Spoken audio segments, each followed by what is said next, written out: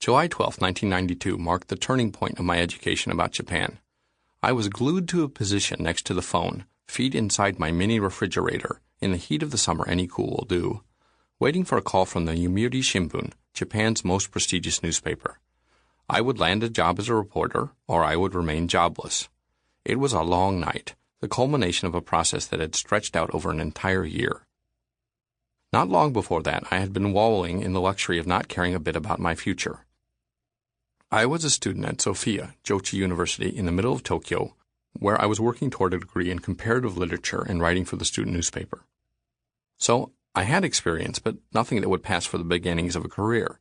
I was a step up from teaching English and was making a decent income translating instructional kung fu videos from English into Japanese. Combined with an occasional gig giving Swedish massage to wealthy Japanese housewives, I earned enough money for day-to-day expenses, but I was still leaning on my parents for tuition. I had no idea what I wanted to do. Most of my fellow students had jobs already promised them before their graduation, a practice called naite, which is unethical, but everyone does it.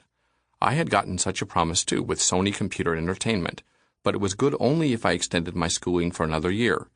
It wasn't a job that I really wanted, but it was, after all, Sony. So, in late 1991, with a very light class load and lots of time on my hands, I decided to throw myself into studying the Japanese language. I made up my mind to take the mass communication exams for soon-to-be university graduates and to try to land a job as a reporter, working and writing in Japanese. I had the fantasy that if I could write for the school newspaper, it couldn't be much more difficult to write for a national newspaper with 8 or 9 million readers.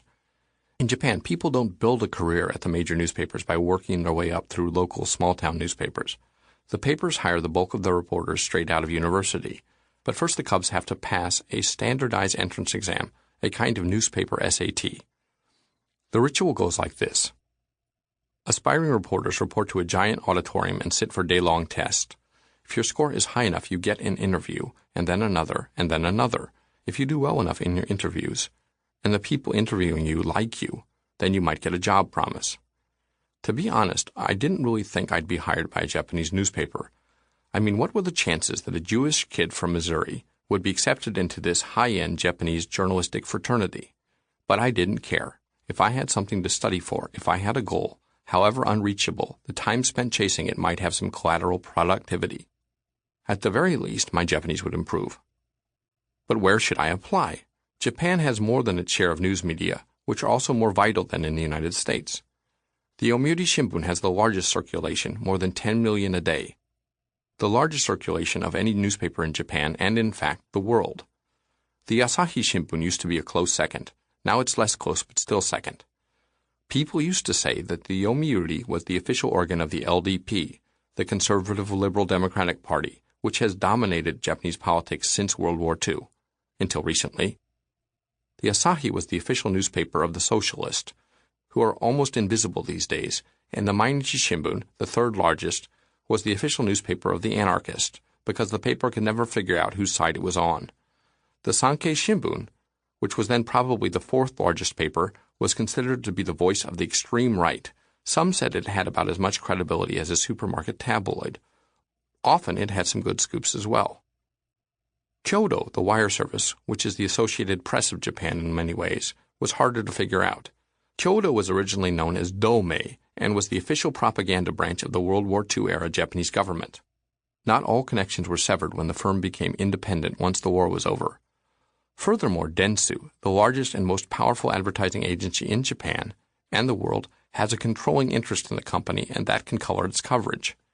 One thing makes Kyodo a stellar news agency to work for, however, its labor union, which is the envy of every reporter in Japan. The union makes sure that its reporters are able to use the vacation days due them, something very rare at most firms in Japan. There's also GG Press, which is kind of like Kyodo's little brother but a hard worker. It has a smaller readership and fewer reporters.